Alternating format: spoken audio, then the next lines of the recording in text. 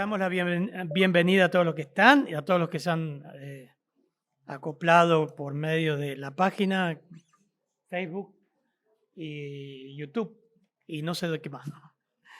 Pero hay mucha gente, hay muchos hermanos que nos están mirando, no de esta congregación, sino de otras congregaciones. Y bueno, nos pone contentos. Y siempre te animamos a no conformarte con mirarlo de tu casa, con el aire acondicionado, la estufa, busca una iglesia. En la provincia que estés, en el país que estés, busca una congregación que predique las Escrituras. Necesitamos del pueblo de Dios. Dios diseñó la iglesia, no para que estemos solos en casa y dicen, bueno, ya me congregué. No. Ese no fue el programa de Dios. Es congregarte y estar en medio de su pueblo. Hermanos, vamos a ir a Juan 3. ¿Qué pasaje que nos toca hoy? Juan 3, 16 al 21. El Evangelio según San Juan, que seguimos estudiando. Capítulo 3. Lo leemos nuevamente, lo leyó el hermano Walter al comenzar. Vamos a leerlo nuevamente. Dice, porque de tal manera amó Dios al mundo, que ha dado a su Hijo unigénito, para que todo aquel que en Él cree no se pierda, mas tenga vida eterna.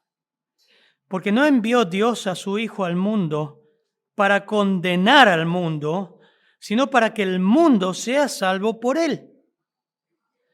El que en Él cree no es condenado, pero el que no cree ya ha sido condenado, porque no ha creído en el nombre del unigénito Hijo de Dios.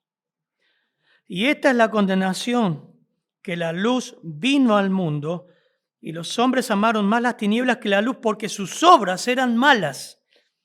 Pero todo aquel que hace lo malo, porque todo aquel que hace lo malo, aborrece la luz, y no viene a la luz, para que sus obras no sean reprendidas. Mas el que practica la verdad, viene a la luz para que sea manifiesto que sus obras son hechas en Dios. Padre, gracias. Gracias por tu palabra, Señor. Es un privilegio. Oramos para que tú obres a través de este instrumento de barro. Obres en cada corazón. De los que están aquí, de los que están viendo en su casa. Traigas salvación. Traigas un autoexamen, Señor. Solamente te pido que me ayudes a explicar el texto fielmente, Señor. Y sabemos que el resultado es tuyo, Señor. Tú obras conforme a tu designio, a tu voluntad. En tu nombre. Amén, Señor. Hermanos, estamos ante uno de los textos más conocidos por las iglesias evangélicas y por todos los tiempos. Martín Lutero dijo que este es el evangelio en miniatura. Es el mismo corazón del evangelio. Desde que comenzamos Juan les dije que el evangelio de Juan es netamente evangelístico. Usted aprieta el evangelio de Juan y chorrea el evangelio. Una y otra vez es reiterativo Juan en conceptos de creer, de arrepentimiento, de fe.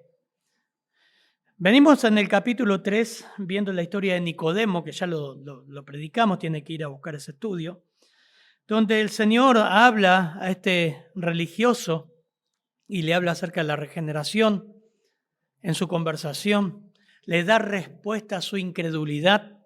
Un gran religioso que va al Señor y le pregunta, ¿qué debo hacer para ser salvo? Vino de noche. Sabemos que has venido de Dios, porque nadie puede hacer las señales que tú haces si no está Dios con él. Perdón, y el Señor lo increpa y le dice, tenés que nacer de nuevo. Y ahí el Señor no culmina porque sigue hoy, lo lleva a través de Moisés a la serpiente de bronce, lo lleva a la cruz y dice, así es necesario que el Hijo del Hombre sea levantado para que todo aquel que en él cree no se pierda, mas tenga vida eterna, conceptos que se repiten. Hoy sigue Y ahora Juan va a acentuar el mensaje con Nicodemo. El Señor va a hablar y va a acentuar y va a mostrar las verdades del Evangelio, el contenido del Evangelio y las consecuencias del Evangelio. Interesante. Por eso vamos a leer versículos 16 al 17 para comenzar y vamos a ver las verdades y el contenido esencial del Evangelio. El domingo pasado tuvimos el bautismo de Ale, ¿no? Tratamos de predicar lo mejor posible el Evangelio. El que habla no es importante. Lo importante es lo que queremos llevar, que es la palabra de Dios. No sabemos qué ha pasado, solamente Dios sabe porque Él ve los corazones, yo no lo veo. Juan continúa de esa manera ahora abarcando el contenido del Evangelio. ¿Qué es lo que debe tener el Evangelio? Y es un pasaje, hermanos, para sacarle el jugo. Tienen el inductivo ya en sus celulares. Si usted quiere agarrar y empezar a contestar preguntas, amén. Mientras no esté mandando mensajes, mirando las redes sociales, no hay ningún problema. Tiene un blog, tiene papel, tiene lápiz, traiga, porque a partir de ahora el inductivo va a salir los domingos a la mañana. O sea que usted lo puede ir ya contestando el mensaje de el inductivo de este mensaje. Versículo 16 al 19, por favor. Al 17. Porque de tal manera amó Dios al mundo, que ha dado a su Hijo unigénito, para que todo aquel que en él cree no se pierda, mas tenga vida eterna. Porque no envió Dios a su Hijo al mundo para condenar al mundo, sino para que el mundo sea salvo por él. Bien. ¿Cuántas veces hemos leído de memoria? Creo que hasta lo sabemos de memoria, ¿no? Como dijo Lutero, es el Evangelio en miniatura. Para tomar una manera de analizar el texto, es tomar cada frase que incluye una acción de estos versículos. Y es la esencialidad del Evangelio. Miren, amó, acciones, dio, crea, pierda, tenga, anote, ahí ya tiene una respuesta del inductivo. Pregunta número 2 creo que. Acciones de Juan 3:16. La mejor forma es ver qué dice el texto. Este evangelio en miniatura, que tantas veces lo repetís como lorito, o para testificar. Lo primero que nos dice que el contenido de este evangelio muestra la verdad de que Dios amó. Ninguna religión pagana transmite el concepto, o ha transmitido en el tiempo bíblico, el concepto de que Dios ama, de un Dios amoroso. Así no eran los dioses paganos que infundían temores, miedos. Amó. La palabra ahí es agapao. El tiempo que muestra el verbo, la acción del verbo acá, amó, muestra que un amor de Dios en acción que se remonta desde la eternidad pasada, fructifica en Belén, que hace poco vimos, y concluye en el Calvario. Aquel amor rico, verdadero, lleno de comprensión, lleno de compasión, cargado de ternura y por sobre todo de majestad, fue evidenciado en el Evangelio y en la persona de Dios. Ahora, nosotros estamos viendo, de tal manera amó. Cuando habla el texto de que de tal manera amó, nos habla de la intensidad o el grado incalculable, ilimitado del amor de Dios mostrado hacia el mundo. La palabra es cosmos. Quiero decirte algo, que estás escuchando esto. Ninguno, desde el que está hablando, ninguno de nosotros somos merecedores del amor de Dios. No tenemos nada, no hay nada que el hombre o en el hombre que atraiga a un Dios de amor. El amor de Dios es porque así lo determinó soberanamente. No hay nada en nosotros que motive el amor a Dios. ¿Por qué? Porque por cuanto todos pecaron están destituidos de la gloria de Dios. No hay nada lindo, bueno o santo en la humanidad caída. Mundos mundo, la palabra cosmos se refiere a toda la humanidad. Dios demuestra su amor ahí. Aunque el término enteramente no puede estar enseñando la salvación universal, que todos se van a salvar, pues el contexto van a ver del versículo 18 en adelante, nos dice claramente que la salvación es limitada. El contexto enseña que los que no creen serán condenados. Solamente los que sean regenerados y los que crean van a ser salvos. Dice primera de Juan 2:2, dice, Él es la propiciación por nuestros pecados, y no solamente por los nuestros, sino también por los de todo el mundo. La intensidad del amor de Dios. Pablo lo vuelca cuando, hermanos, nos cruce la idea de que, pero Dios no nos ama porque, ¿por qué nos pasa esto? ¿O por qué sufrimos esto? Queda demostrado en este versículo. Y miren, Gálatas 2:20. Gálatas 2:20. El apóstol Pablo lo dice bien fácil de entender. Con Cristo, seguramente escuchaste este pasaje, con Cristo estoy juntamente crucificado y ya no vivo yo, más vive Cristo en mí. Y lo que ahora vivo en la carne, o sea, estando en el cuerpo, lo vivo en la fe del Hijo de Dios, el cual me amó y se entregó a sí mismo por mí. ¿Dónde ves el amor de Dios? La entrega que Él hizo por tu pecado. La intensidad del amor de Dios se ve en la cruz, entregándose por nosotros. El término amar es el término agapao, se encuentra, miren, 35 veces en el Evangelio de Juan, 31 veces en Primera de Juan. Juan es uno de los que más habló del Nuevo Testamento del amor de Dios. Romanos 5:8 dice, mas Dios muestra su amor para con nosotros, en que siendo aún pecadores, Cristo murió por nosotros. Primera de Juan 4:10 nos dice, en esto consiste el amor, lo que recién les decía. No en que nosotros hayamos amado a Dios, porque nosotros no amábamos a Dios. Nosotros aborrecíamos a Dios, odiábamos a Dios con nuestra vida. Nosotros tenemos la capacidad de amar a Dios cuando somos salvos. En esto consiste el amor, no en que nosotros hayamos amado a Dios, sino en que Él nos amó a nosotros y envió a su Hijo en propiciación por nuestros pecados. Nosotros le amamos a Él, ¿por qué? Porque Él nos amó primero. Tito 3:4 nos dice, pero cuando se manifestó la bondad de Dios, nuestro Salvador, y su amor para con los hombres, nos salvó no por obras de justicia que nosotros hubiéramos hecho. Nada de lo que usted podría hacer atraía el amor de Dios. No nos amó por eso, no vio nada bueno en nosotros, sino por su misericordia, por el lavamiento de la regeneración y la renovación del Espíritu Santo, la salvación sobrenatural de Dios.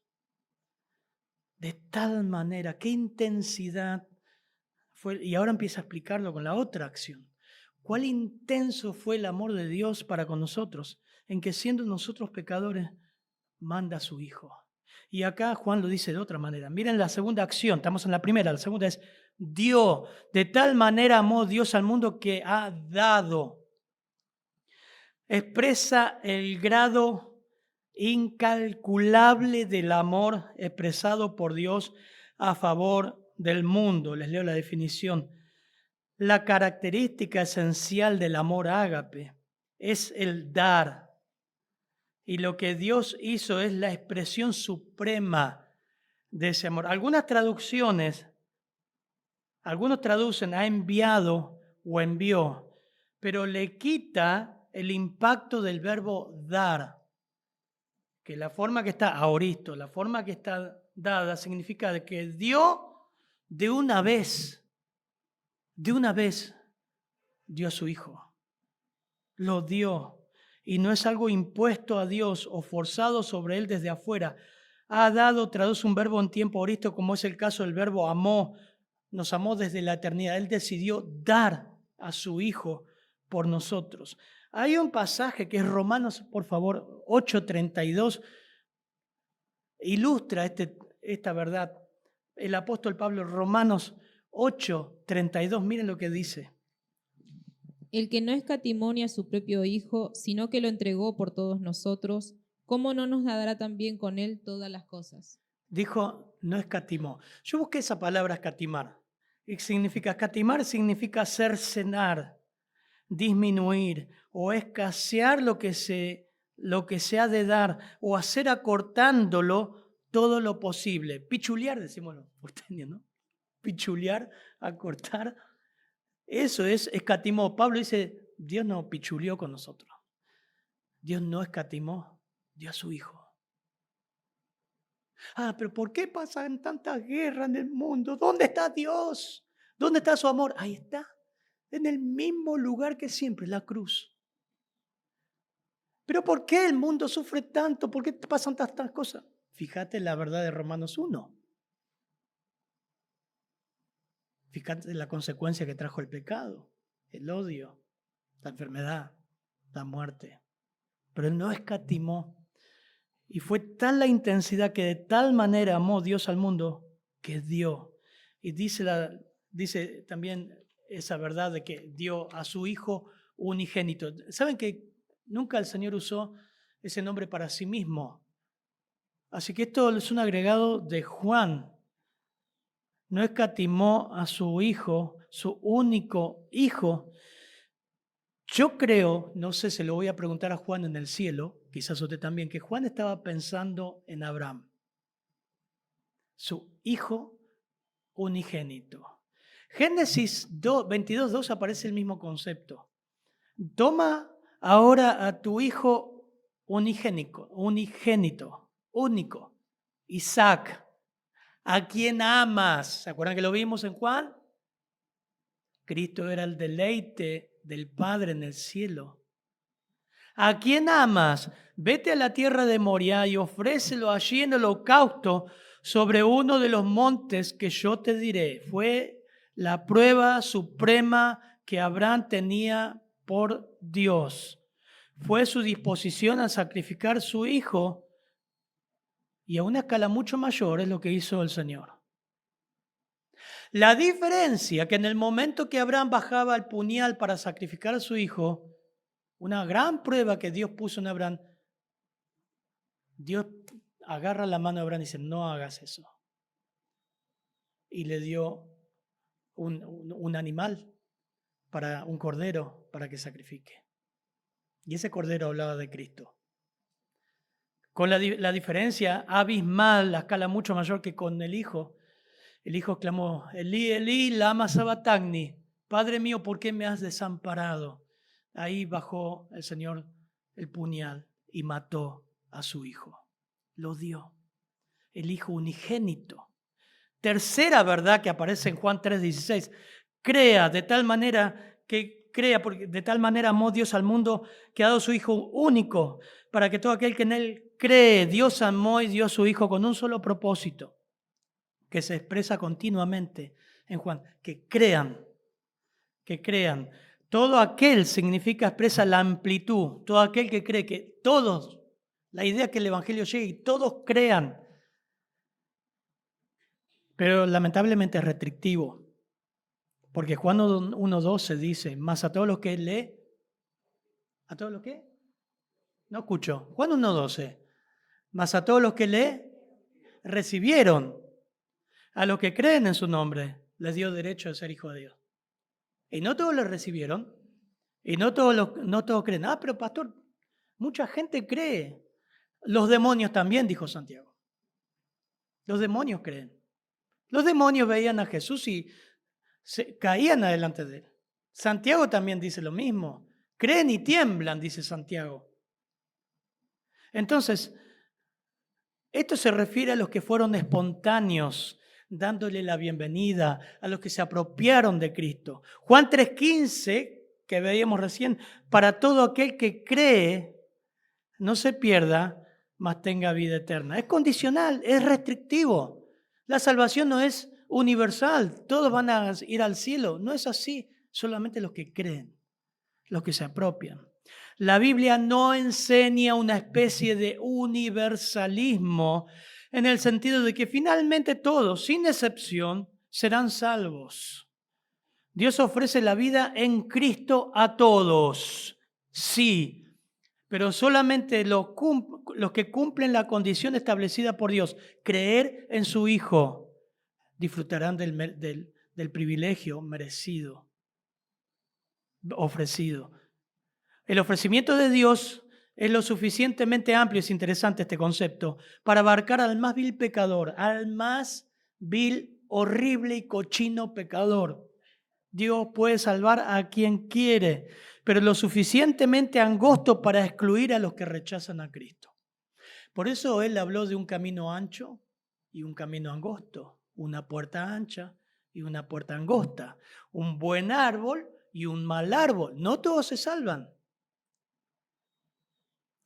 Y la idea que aquel que cree, dice, no se pierda. Cuarta acción, perder. Es un consecuente de creer genuinamente. O sea, no se pierda. La salvación genuina no puede perderse nunca. Los verdaderos creyentes los guarda el poder de Dios, serán preservados por Él.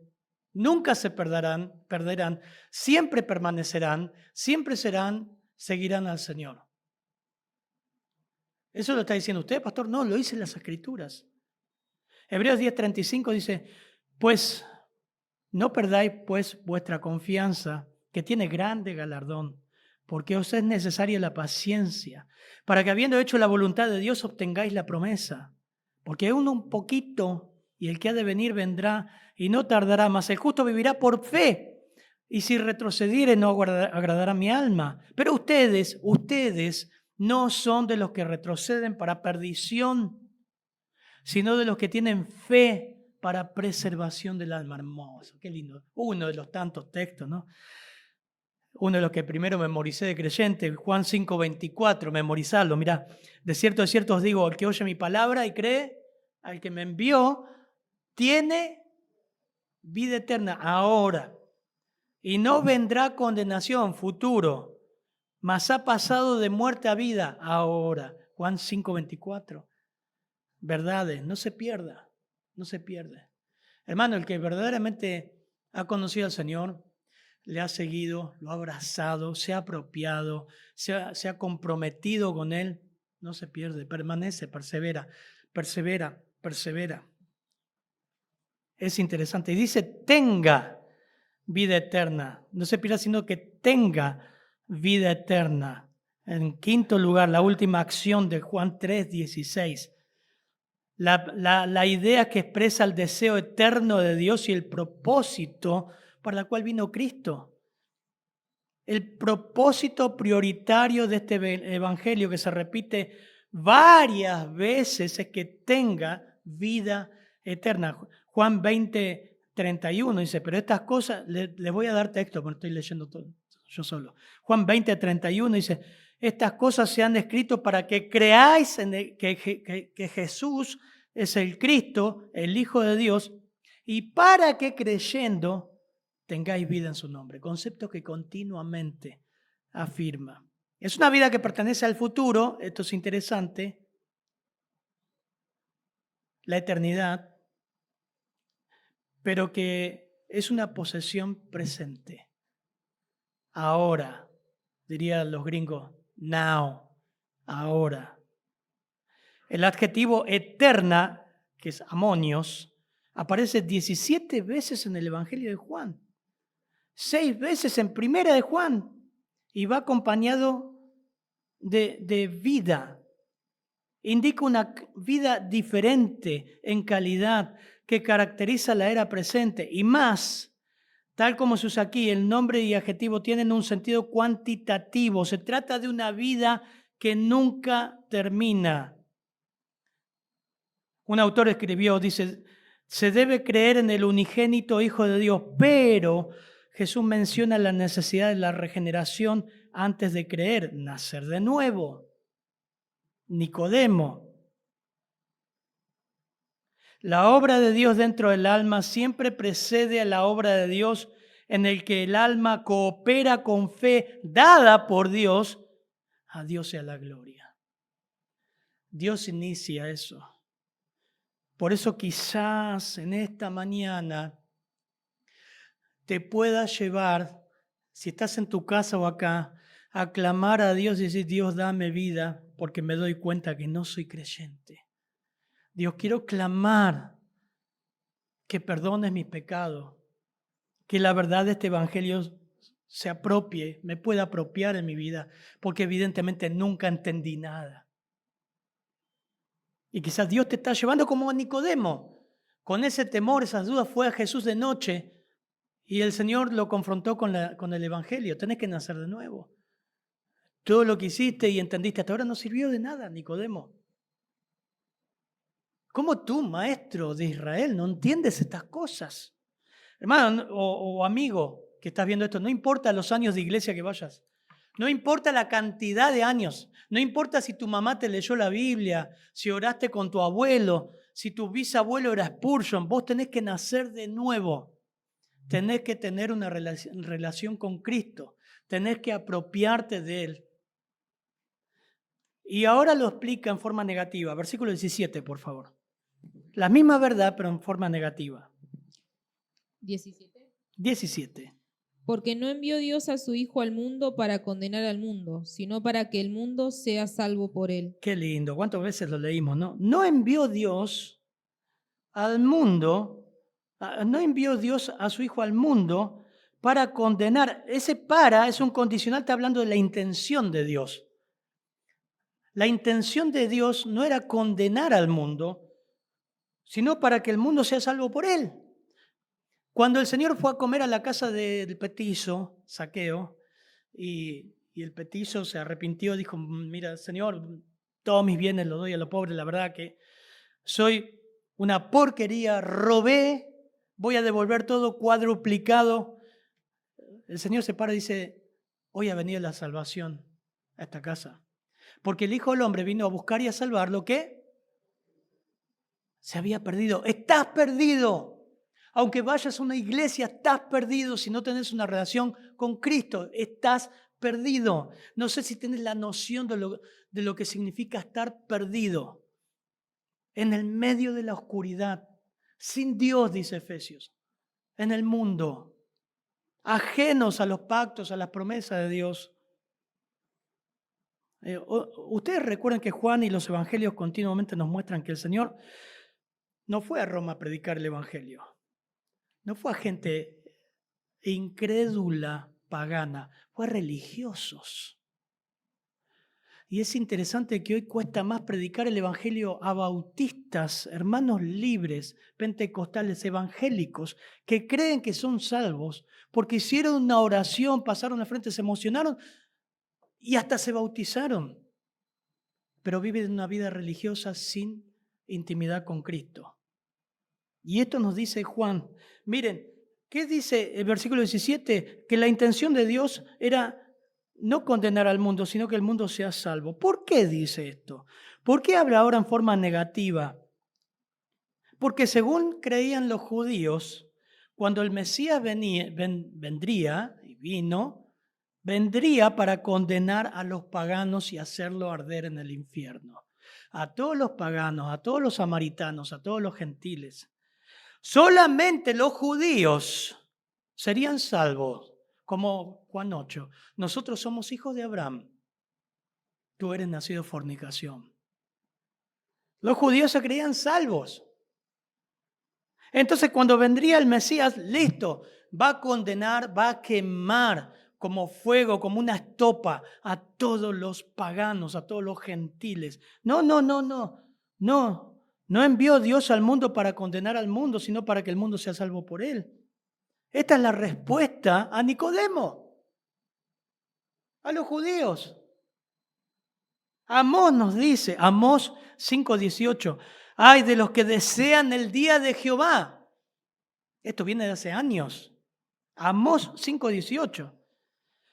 ¿Para qué queréis el día de Jehová? Será de tinieblas y no de luz, como el que huye de delante del león y se encuentra con el oso, y como si entrara en casa y apoyara su mano en la pared y le muerde una culebra. O sea, está hablando, va a ser terrible. ¿No será el día de Jehová tiniebla sino luz, oscuridad que no tiene resplandor? Aborrecí, dice Amós 5:21, abominé vuestras solemnidades, no me complaceré en sus asambleas. Y si me ofrecieres vuestros holocaustos y vuestras ofrendas, no los recibiré, ni miraré las ofrendas de paz de vuestros animales engordados. Está hablando a la nación religiosa, porque ellos creían que el día de Jehová grande y temible vendría sobre los paganos. Las palabras del autor van dirigidas a ese exclusivismo judío. El propósito redentor no se limita a los judíos, sino que abarca a todo el mundo, lengua y nación, como vimos ayer, el domingo pasado, con Felipe, que predicó en los samaritanos y le predicó un etíope, gentil, pagano de África, de Etiopía. El objetivo principal de la primera venida de Cristo no era condenar, sino salvar. Ahora Juan, del versículo 18 en adelante, en respuesta a este contenido del Evangelio, el propósito, la intensidad de Dios de amar y el propósito de venir, va a decir, bueno, mira, escucha, con todo lo que escuchaste, hay consecuencias. Con todo lo que sabes del Evangelio, hay consecuencias. Tenés que saber el contenido, pero tenés que saber que si fuiste expuesto a las verdades del Evangelio, vas a tener consecuencias, buenas o malas. Versículo 18 al 21, por favor.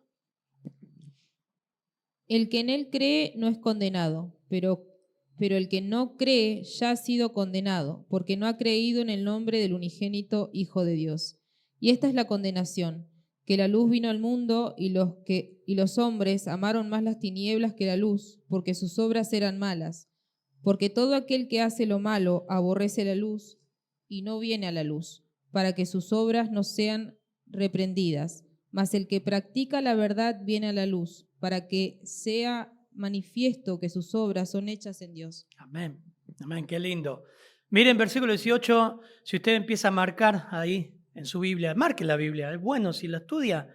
Para eso es la palabra de Dios. Cree, ha creído. 3 veces aparece la palabra creer y 2 veces condenado. Versículo 18 solamente, ¿no?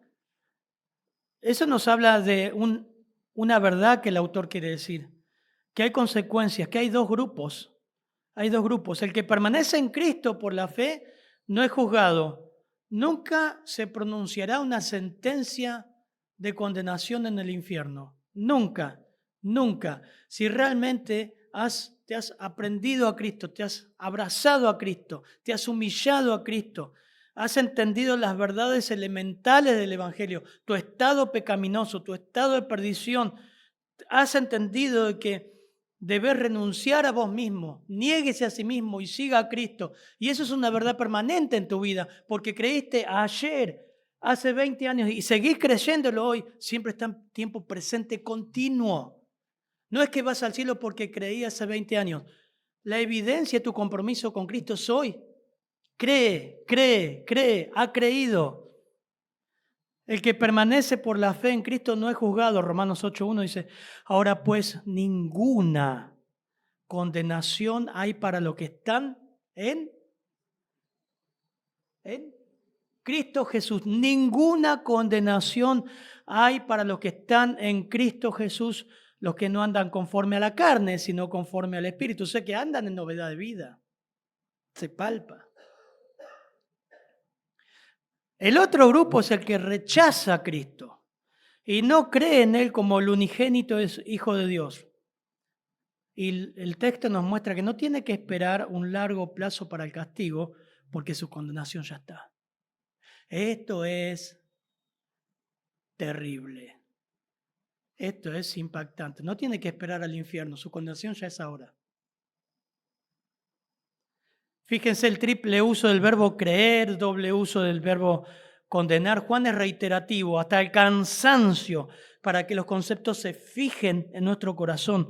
2 veces el verbo creer lo presenta en tiempo presente, indicando una acción continua de una relación personal. El creer que salva no es superficial, no es pasajero. Sí, yo un tiempo creí en Cristo. No, ¿qué un tiempo? ¿Cómo es eso? ¿Dónde está en la Biblia eso? Es algo presente, es algo sostenido, es algo perdurable. Incluye un elemento de compromiso personal. Para tal creyente dice, no hay temor de juicio, no hay temor del final. Hay un himno, ¿no?, que cantábamos, ¿se acuerdan? No tengo temor, no tengo temor. Jesús me ha prometido, siempre contigo estoy. Un himno que por ahí podemos volver en algún momento a cantar. La primera consecuencia para el incrédulo ya está en condenación. Para el creyente, en comparación, el contraste con el creyente, sin condenación. Cristo no tiene que juzgar a los incrédulos por su incredulidad, porque la incredulidad ya es su sentencia. Ya está. Ellos mismos están autocondenados, fue juzgado y sigue bajo juicio. Acompáñenme a un pasaje muy problemático, muy controversial. Uno de los más controversiales del Nuevo Testamento y de toda la Biblia. Romanos 9:22.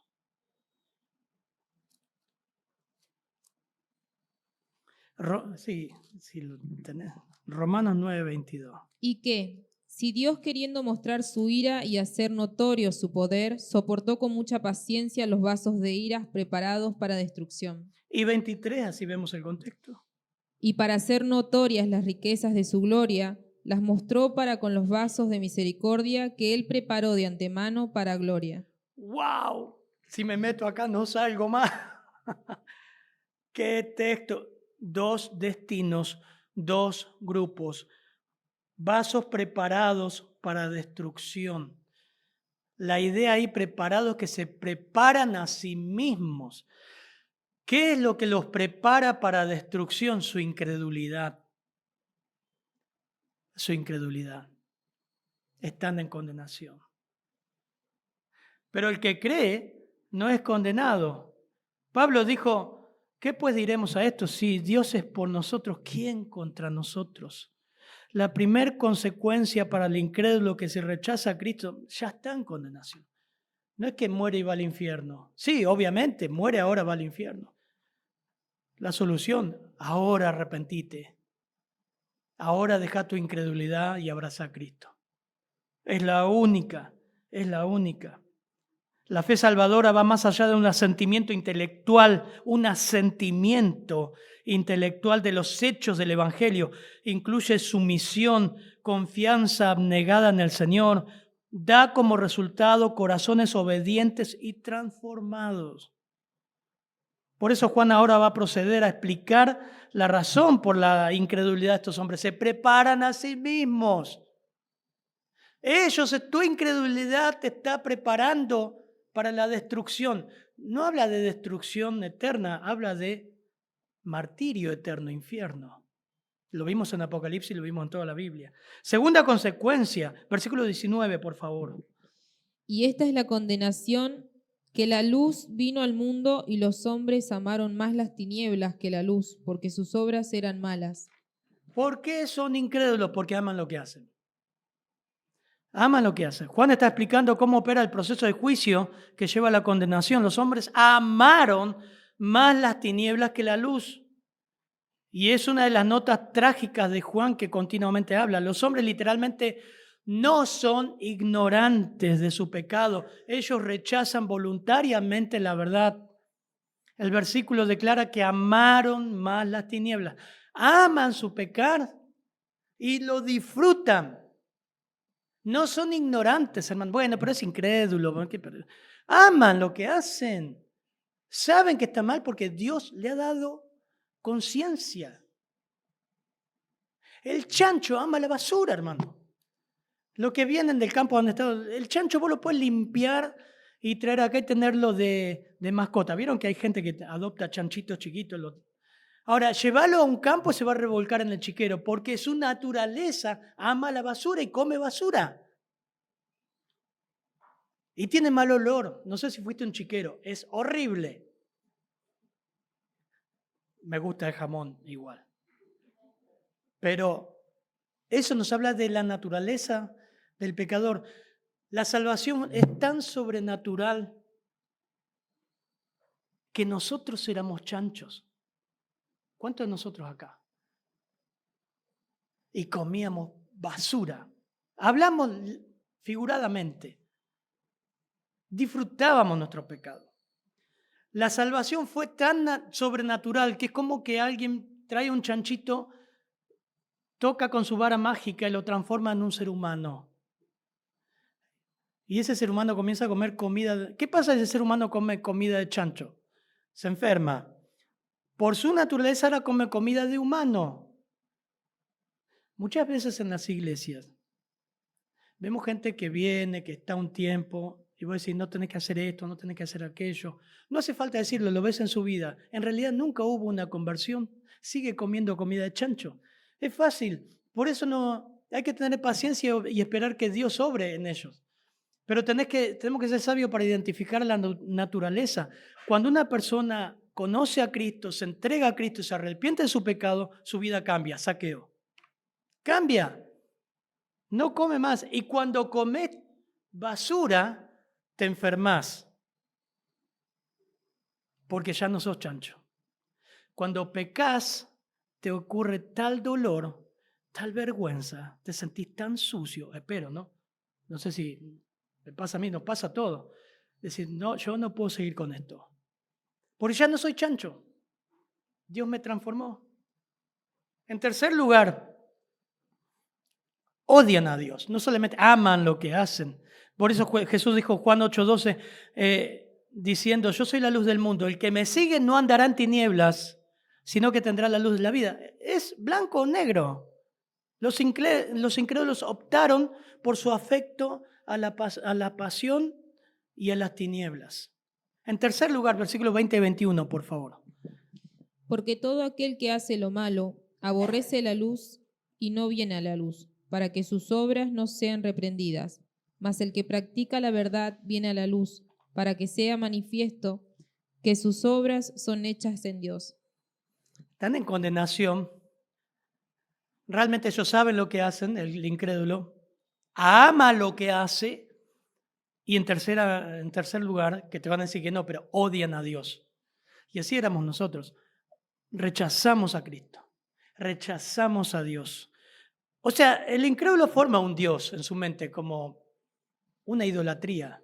Él tiene un Dios que dice, rompa el vidrio en caso de incendio. Lo usa, ¿no? Él tiene un Dios a su imagen y semejanza. Un Dios mentiroso. Un Dios que lo puede manejar. No el Dios de verdad. No el Dios que tiene que dar cuenta. Porque en verdad cuando vos le presentás el Evangelio lo rechaza. Lo odia. Lo dice el versículo 20. Todo aquel que hace lo malo aborrece. La palabra dice odian. Odian la luz. Odian. Saben que revelará su pecado. Ellos sellan su propia condenación rechazando al único que puede salvarle. Es interesante la palabra malo. Miren ahí el versículo 20. ¿Lo ven? Porque todo aquel que hace lo malo. Seguro que por su mente está pensando el sexo, droga, rock and roll y cuánta cosa más, los pecadores. ¿Saben que no dice eso? Miren lo que es malo. La palabra malo ahí, el griego, está hablando de algo liviano o sin valor, o que pasa la vida haciendo cosas triviales, o que pierde su tiempo, que defrauda el propósito de Dios, vanidades. ¿Se acuerdan que Eclesiastés? Vanidad de vanidades, vanidad de vanidades, todo vacío. Está hablando de una persona que realmente no le importa nada. Y de su tiempo hace lo que se le da la reverenda gana, no toma en cuenta a Dios, no lee su palabra, no le interesa congregarse. Lo invitás, pero no le interesa. Porque ama sus vanidades. Todo aquel que hace lo malo. Por eso te vas a dar cuenta la gente que deja de congregarse, que no viene más, y vos estás animando. Tenés que llevarle a un punto de decir, hermano. Bueno, no, hermano. No digan fácilmente hermano a nadie, dice Juan. ¿Crees que has nacido nuevo? Porque una persona que ha nacido nuevo no puede estar sin estar insertada en la vid. No puede decir, Yo me congrego en mi casa. Yo estoy bien con Dios teniendo mi comunión. Eso es mentira. Pero acá habla de malo, de algo, está hablando de cosas triviales, vanidades. Efesios 4:17, miren, continuamente, el Nuevo Testamento también habla de vanidades. Nosotros estábamos con mentes en vanidades. Efesios 4:17. Esto pues digo y requiero en el Señor, que ya no andéis como los otros gentiles, que andan en la vanidad de sus mentes, Y uno más, sí. teniendo el entendimiento entenebrecido, ajenos de la vida de Dios por la ignorancia que en ellos hay, por la dureza de su corazón. No es una ignorancia justificada. La causa de su ignorancia es dureza de corazón. Vanidades, es todo trivial. Todo trivial. Los incrédulos odian la luz. En otro tiempo eras tinieblas, mas ahora sois luz en el Señor, dice Efesios 5:8. Anden como hijos de luz, porque el fruto del Espíritu es en toda bondad, justicia y verdad, comprobando lo que es agradable al Señor. No participen en las obras infructuosas de las tinieblas, antes bien repréndanlas. No está hablando de reprender como hacen algunas iglesias. Está hablando de eso está mal, eso es reprender, eso está mal. Porque vergonzosos aún hablar de lo que ellos hacen en secreto, más todas las cosas cuando son puestas en evidencia por la luz, son hechas manifiestas porque la luz manifiesta todo. Más el que practica, el que aborrece la luz, no viene a la luz. Pablo usa el mismo concepto, por lo cual dice, despiértate tú que duermes, levántate de los muertos y te alumbrará Cristo. Hermanos, miren con diligencia cómo andéis, no como necios, sino como sabios. Compren bien el tiempo porque los días son malos. Tremendo pasaje de Efesios 5:8-15. Tales personas siempre van a evitar la luz, no quieren ninguna relación con Cristo, nunca van a leer la Biblia, rehúsan asistir a la iglesia, en realidad odian la luz en su corazón, no quieren que sus obras sean expuestas, son como los bichitos de la humedad. ¿Nunca les pasó? Bueno, mi hija sí. ¿Dónde están las cucarachas ahora? ¿Vio alguna ahora? Pero si viene en la noche la va a ver. Porque viven en la oscuridad, escondida. ¿No le pasa en su casa, prende la luz? Los ratones también. Y me acuerdo cuando entraba arena o en aquellos tiempos picábamos los cascotes con martillo, me ponía mi papá, andá a picar todo ese montón de piedras. Y levantaba las piedras y debajo de las piedras estaban los bichitos bolitas, todos los insectos de la humedad. Estas personas viven así. No quieren la luz. Espero, hermano, que no sea tu ejemplo de vivir bajo la humedad, la oscuridad. No lees la Biblia, pero estás ahí a oscuras con el celular, ¿no? Y pasamos horas, les digo, pasamos horas con el celular. Hablábamos eso con los hombres el domingo pasado, ya terminó. Hablamos eso con los hombres el jueves pasado. Y creo que el común denominador, tenemos una reunión de hombres preciosa, los hombres miembros, donde cultivamos el corazón, la comunión con el Señor, y estamos leyendo un buen libro, un buen material. Y uno de los común denominador de todo fue que estamos orando uno por otro por nuestra comunión con el Señor, porque nos distraemos. El poco tiempo que tenemos, porque trabajamos, hacemos un montón de cosas, nos distrae. Muchos decimos, a veces estamos leyendo y ya llega un mensaje y ya te vas, responde el mensaje, ves otra cosa, ves el clima, te fuiste de la lectura bíblica. Y te das cuenta que pasamos un montón de tiempo en otras cosas y no leyendo tu Biblia. No orando. Y otra de las cosas que decíamos, a veces nos cuesta orar porque nos distraemos. Pero estos bichitos de la humedad identifican a esta gente que odia a Cristo. No tienen interés. Viven en las vanidades, no las cosas malas, las vanidades. No les interesa. Pero el creyente no es como los bichitos de la humedad. El creyente es como el girasol. No sé si han ido por un campo. Yo voy a Areco y están las plantaciones de girasol o en el Mar del Plata, en la zona de la sierra, en campos argentinos, pasás y ves las plantaciones, Madariaga también seguramente, plantaciones de girasoles. Es una hermosura. Y sacás fotos. Y el girasol necesita la luz del sol. Por eso le decimos girasol. Gira la flor buscando la luz solar para su fotosíntesis, su desarrollo. Ese es el creyente. Necesita de Cristo, necesita de su palabra, necesita de comunión, necesita de congregarse. Decimos, muchachos, nos vamos a juntar para ver nuestro corazón, para orar, buscar al Señor. Amén, yo quiero estar ahí. Ese es el creyente. Así que, ¿sos creyente o bichito bolita?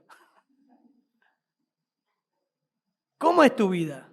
Mas el que practica la verdad viene a la luz para que sea manifiesto que sus obras son hechas en Dios. Efesios 2:10 nos dice, Efesios 2:10, lo leemos. Nosotros dice que somos el poema de Dios, Efesios 2:10. Porque somos hechura suya, creados en Cristo Jesús para buenas obras, las cuales Dios preparó de antemano para que anduviésemos en ellas. Amén. La palabra hechura ahí es la palabra poema. Dios nos creó como su mejor creación en la salvación. Verdades esenciales del Evangelio. Nos amó intensamente, que nos dio a su único Hijo para que creamos, para que nos apropiemos y así no nos perdamos en condenación y tener ya, ahora, vida eterna. El preso en la cruz le dijo, acuérdate de mí cuando vengas a tu reino. Y Jesús le dijo, hoy estarás conmigo en el paraíso. Hoy. No hay condenación. Podemos caminar una vida de practicar la verdad, ir a Cristo, disfrutar de comunión con Él. No nos escondemos de Él. Si has creído en Cristo, eres salvo para siempre. Hebreos 2:3 dice, ¿cómo escaparemos nosotros si descuidamos una salvación tan grande, la cual, habiendo sido anunciada primariamente por el Señor, no fue confirmada por los que oyeron? Miren que no desechéis al que habla, Hebreos 12:25, porque si no escaparon aquellos que desecharon a los que amonestaban en la tierra, mucho menos nosotros si desecháramos al que amonesta de los cielos, porque, versículo 29, nuestro Dios es fuego consumidor. Estás acá entre nosotros, ¿estás seguro que has nacido nuevo? Cuidado, estás acumulando juicios y ante la verdad del Evangelio no te arrepentís, no venís a Cristo y tu vida no evidencia que has nacido de nuevo. Padre, gracias por tu palabra en esta mañana. Por Juan, Señor, abrir, estudiarlo, Señor, nos acomoda todas las ideas, pero más allá de eso, Señor, nos muestra cuán privilegiados que somos de que tú un día nos alcanzaste con el Evangelio. Estábamos en este mundo y en condenación, como dice Efesios, lo mismo que todos los demás. Y hoy estamos acá, con todas nuestras fallas, limitaciones, de barro, Señor. Pero aquí estamos, por tu gracia, y no porque hayas visto algo lindo en nosotros, camino al cielo. Te damos gracias en tu nombre, Señor. Amén.